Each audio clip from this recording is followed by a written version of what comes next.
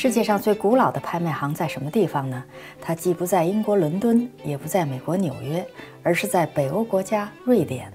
今天我们就介绍这个世界上第一家拍卖行——斯德哥尔摩拍卖行，看看这家拥有悠久历史的拍卖行如何从传统走向了现代。 The House of Nobility was used by the Swedish aristocracy for meetings of Parliament between 1666 to 1865. We see the portrait behind me, the Baron Claes Roland. He realized that businessmen in Stockholm, they needed to convert goods into money. So that was the idea behind the foundation of Stockholms Auktionsverk. The Swedish kings have had close relations to the auction house from the very beginning. For example, from the early years, the King Charles XI, he sold his hunting guns, and after the big wars with Russia, the war trophies like cannons and standards were sold at the Stockholms Auktionsverk. And another example was the famous Gustavus III. He bought the famous kitchen made by Rembrandt at Stockholms Auktionsverk, which is now in National Museum. 他所创立的拍卖行从1674年到1972年拥有斯德哥尔摩的独家拍卖权，主要为斯德哥尔摩城市服务。1972年以后开始发展国际业务，涵盖了中国瓷器、酒类、现代艺术、家具、油画、水晶等几乎所有类别的拍卖业务。在这个节目里，您还将看到关于欧洲、瑞典进行拍卖交易的过程和相关故事。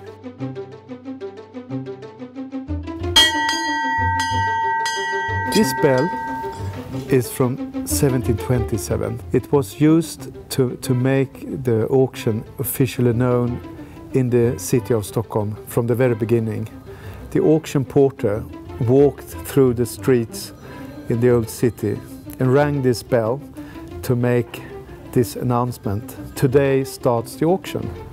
And the auctioning day was Wednesdays and Saturdays. And this tradition stopped in the late 19th century. And when I came to this house, I thought this idea was so nice, so we started again. So for the last 15 years, the bell is ringing again at Stockholms Auktionsverk. The process has been exactly the same from the beginning until 10-15 years ago. But when we turn into computers, the process smooths up, of course, and very more efficient today, but more or less the same process for more than 300 years. 1,052,000. 1,250,000. 190,000. Going out. 190,000. 170,000. 170,000. Selling for 340,000. 190,000. Going now. 190,000. 1,100,000. Fair warning. 190,000. Going now. Selling for 9,000. Thank you. 1,150,000. Yes. 760,000. 50. 225. 73,000. 620,000. Going now. 6 miljoner. Första, andra och tredje. Så 6 miljoner. 经过300多年的演变，斯德哥尔摩拍卖行拥有非常丰厚的历史和传统，同时也融入了简洁快速的时代步伐和21世纪全球一体化国际进程。每次拍卖之前的预展是最吸引人的，高雅精美的场地更像一个博物馆。这期间聚集了世界各地关心古董和艺术品的精英。这里不仅能使买主亲眼鉴赏自己感兴趣的物品，而且使普通观赏者大饱眼福。 We have one classical auction each season, in the spring and in the autumn. And this spring, we think that the classical auction is extremely good. We have royal items, we have international objects, so the buyers are actually from all over the world. This is the best part of the whole season. This is what we all have been looking forward to. The classical viewing and the classical auction. We have a lot of buyers from England, from United States, from France.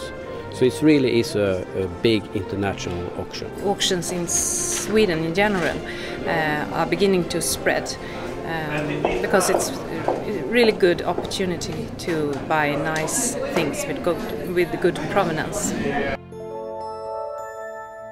斯德哥尔摩拍卖行创办时正值欧洲文艺复兴后期，在这个欧洲艺术巅峰时期，油画大师的作品在拍卖上有着悠久而辉煌的历史。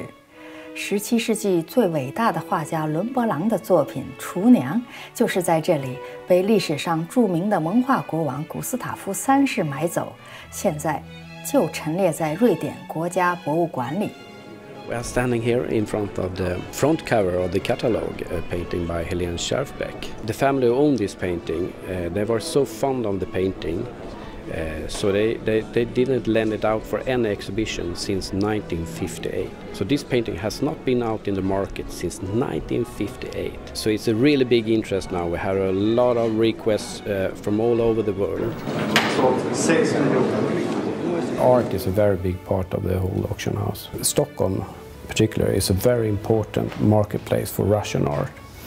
And it all started in the 18th, 19th century when Swedish companies were established in St. Petersburg and also other places in Russia, but especially St. Petersburg.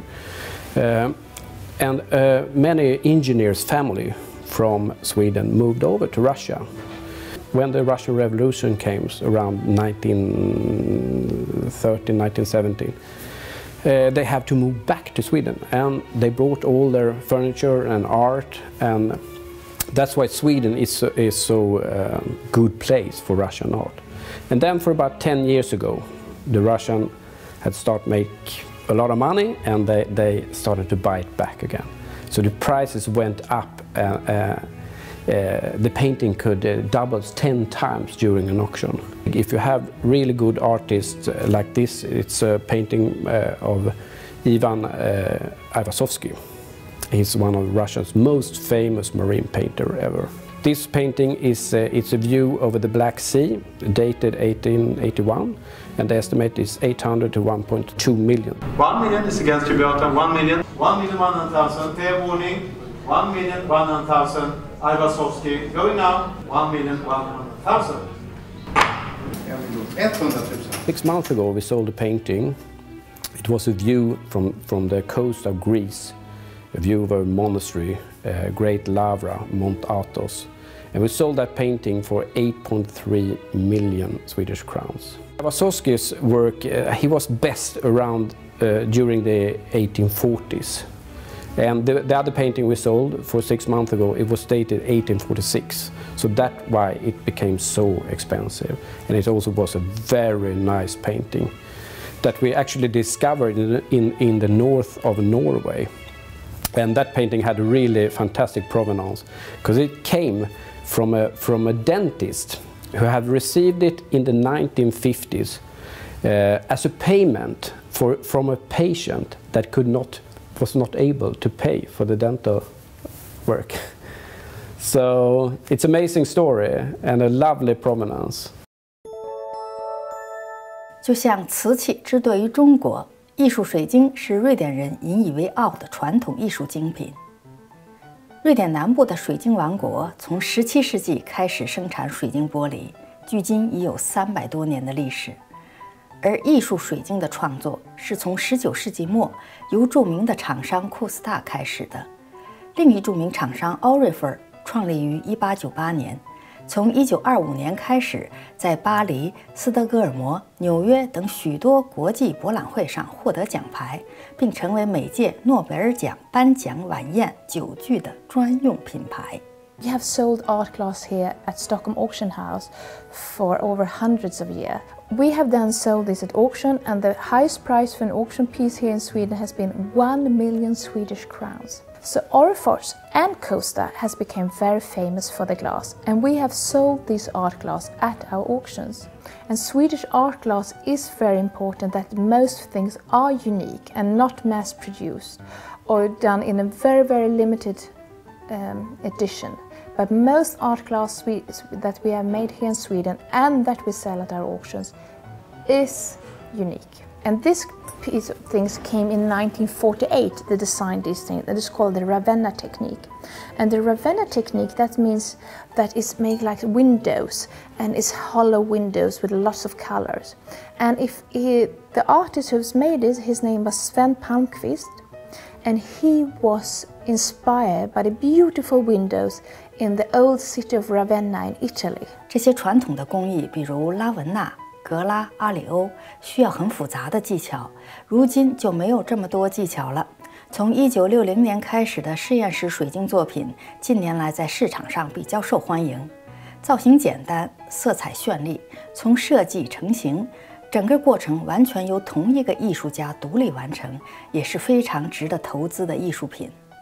独特的设计、色彩和艺术感，是真正吸引全球收藏家与游客千里迢迢来买瑞典水晶与玻璃的关键原因。那么，如何鉴别名家作品呢？ I have been working with glass for over 25 years, and also been a privilege to be down in the south part of Sweden where we have all these glassworks, where I have seen all these things has been made, so I know the techniques by heart. What is very important is the name of the artist, what kind of design it is, and how old it is, if it's an early piece or a later piece of the same product. 世界上某些非常高尚的消费品，每一个款式都是非常小的限量生产，买家必须预先预定，然后等上2-3年才能收到货物。在斯德哥尔摩拍卖行，也许您不需要等这么久，就如愿以偿了。 We started with the fashion and lifestyle auction in 2009, and we have auctions twice a year. And I think we can say that without competition, the most popular brands are Chanel and Hermes. You can buy one at our auction, a brand new one, for half a price. Compare that with a new one in a boutique where they have a waiting list for 2 years. This is almost brand new. It has only been used 2 times or something like that. It is a Hermes. This is all our most popular bags. The most expensive thing we have sold on a fashion auction was a Hermes Birkin bag for 250,000 Swedish crowns. The customer bought it for 320,000 Swedish crowns. This one, Chanel bag, is from the 80s, and the chain is longer than new ones if you compare them with new ones nowadays. A new one would cost from 26,000 Swedish crowns. The estimate will be around 10 to 12,000. If you don't like to have a chain that is so long as this one, you can always do something like, this, like that. One of the most important things is, of course, the certificate. If we are not sure about an item, we check with Hermes and the experts there, as well as Louis Vuitton, to be sure that it is an original. 唐诗中有一名句：“葡萄美酒夜光杯。”自古以来，美酒就与好的酒器如影随形。我们刚刚介绍了瑞典的水晶制品，现在就来谈谈法国的美酒。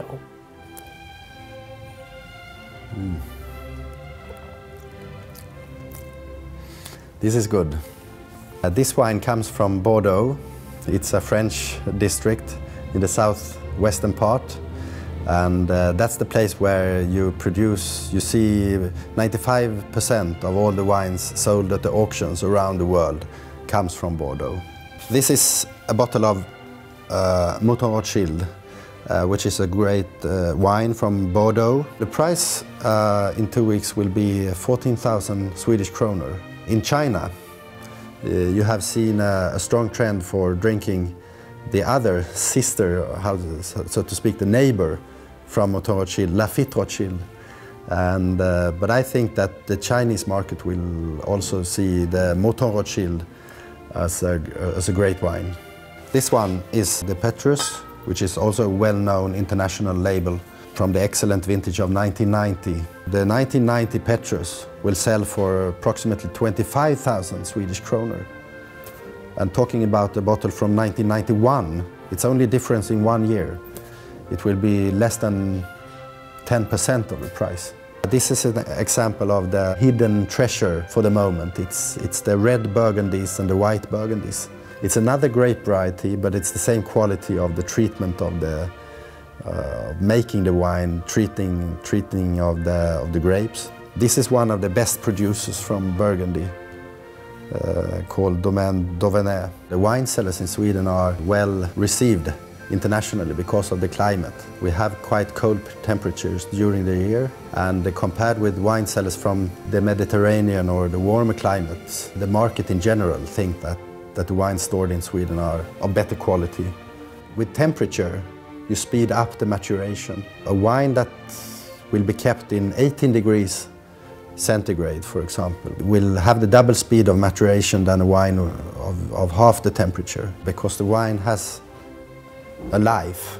It's like a human being. They start young wines, and you can see how they will be when they get old if you treat them well in a wine cellar, in a perfect wine cellar. If you treat them well with low temperature, high humidity, no vibrations and no daylight or sunshine, that's the best environment for growing up and be a beautiful wine. Then they reach their peak and they start to fall, and the fruit disappears. The only stable things in wines are the acidity and the alcohol. The rest will go away, and in the end the wine dies. The first thing we look at is the level of the wine. For this kind of vintage, it's 1982. This level in the bottle is natural. But if it would have been a bit lower, or even much lower, we couldn't accept that quality on our auctions, because the risk of tasting bad is too big. And we also look at the transparency of the color. So this is a bottle in perfect shape for its age.